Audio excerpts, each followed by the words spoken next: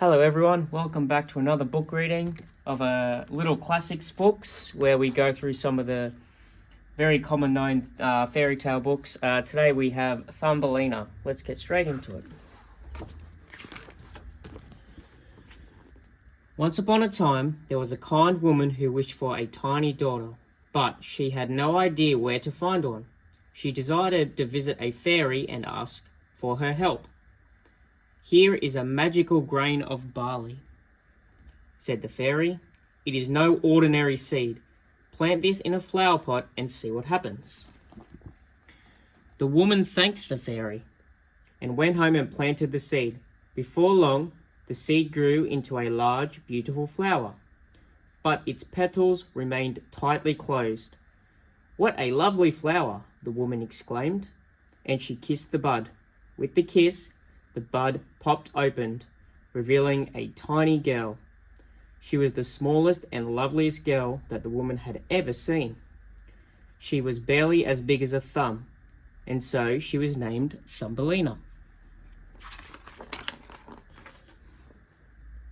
The woman loved Thumbelina very much and treated her like a daughter. Thumbelina slept in a walnut shell bed with a mattress made of violet petals and a rose petal as a blanket. One night, a big, slimy toad crept in through the window and onto the table where Thumbelina slept. "Why, she'll make the perfect wife for my son," croaked the toad. With that, she grabbed Thumbelina and her walnut shell bed and hopped out the window and down the garden path. The old toad brought Thumbelina to the muddy riverbank where she lived with her son. He was just as ugly as his mother and could only croak at the tiny, sleeping girl. "Stop croaking," said the mother toad, "or you'll wake her. Let's put her on a big lily pad in the middle of the river while we tidy up." When Thumbelina woke the next morning, she found herself surrounded by water. She had no way to reach the shore. Thumbelina sat down on the lily pad and cried. Before long, the old toad swam out to the lily pad. "Soon you shall meet my son," said the toad. "He is going to be your husband. You'll live with us on the riverbank."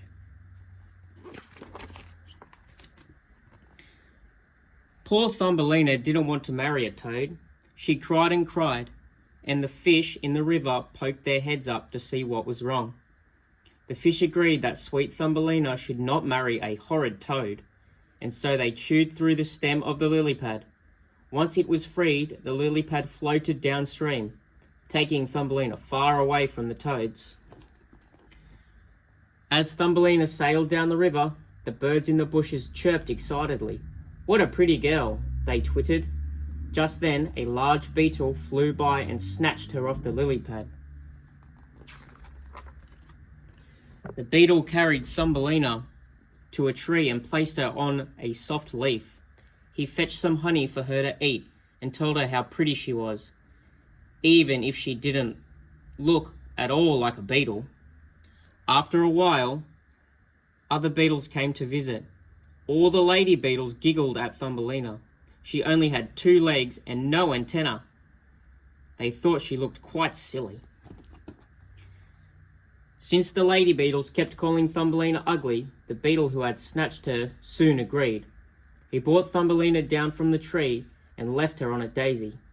Poor Thumbelina wept because the beetles had teased her so much, but she was really just as lovely as ever. All summer long, Thumbelina lived in the woods with only the singing birds to keep her company. She wove a bed from the blades of grass and placed it under a large leaf to protect her from the rain. She ate nectar from the flowers and drank dew from their leaves. When winter came, the plants withered away and the birds flew off to warmer places. Poor Thumbelina was terribly cold and alone, so she sat out to find some shelter. At the edge of the woods, Thumbelina saw a small door. She knocked on it and was greeted by a field mouse.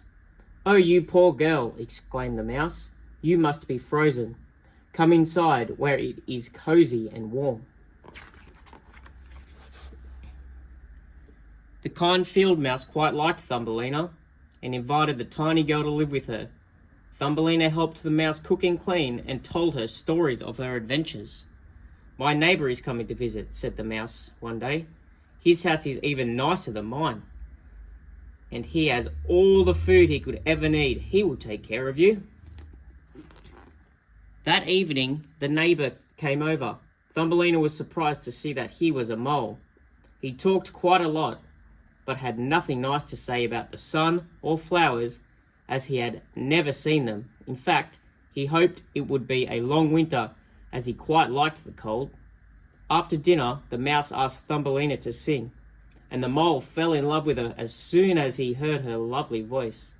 The mole invited Thumbelina and the field mouse to visit his house, and led them through a new tunnel that he had just finished digging.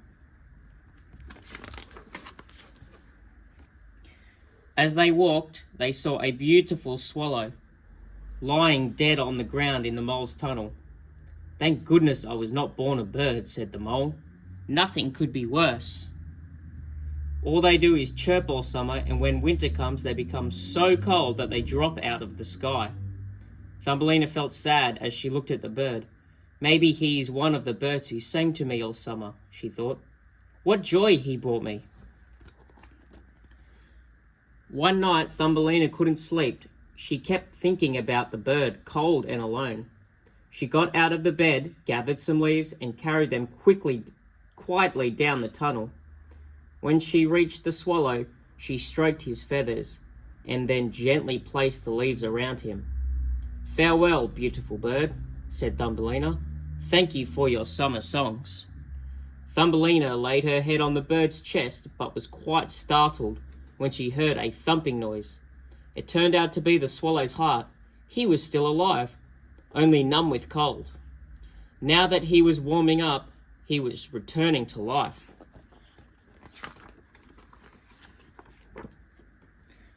The next night, Thumbelina returned to the bird. He was awake now, but still weak. "Thank you for helping me," said the swallow. "I feel so nice and warm again. Soon I'll be strong enough to fly back into the warm sunshine." "It's still cold outside," Thumbelina replied. "Just stay here, and I'll take good care of you." The swallow told Thumbelina that he had torn his wing on a thorn and couldn't keep up with the other birds when they flew off to a warmer spot. That was all he could remember, and didn't know how he had ended up in the tunnel. The swallow stayed underground all winter long. Thumbelina took good care of him and was happy that the mole and the field mouse ignored the bird. When spring arrived, Thumbelina helped the swallow outside as he flapped his wings. The swallow asked Thumbelina to join him on his journey. "I'm flying away to a warmer country where the sun always shines," said the swallow. "Will you come with me?" Thumbelina agreed and called goodbye to the field mouse. She climbed onto the swallow's back and he rose into the air. They flew over forests, lakes, and mountains.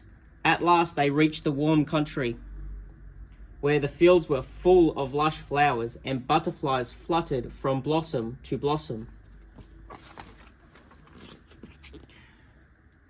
The swallow brought Thumbelina to the tall tree where he had his nest. Beneath the tree was a cluster of lovely white flowers.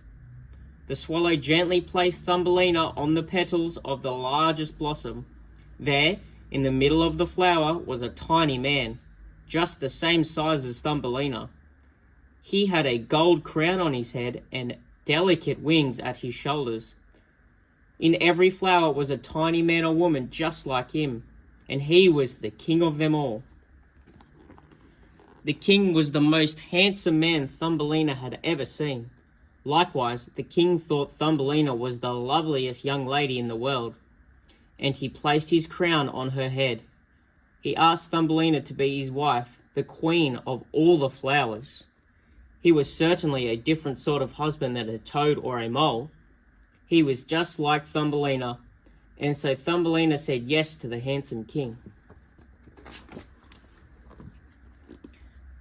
The little lords and ladies from the other flowers came to meet Thumbelina. Each brought a present for the new queen, but the best was a pair of beautiful wings. They were fastened to Thumbelina's shoulders so she could fly from flower to flower. The swallows sang a happy song, and they all lived happily ever after.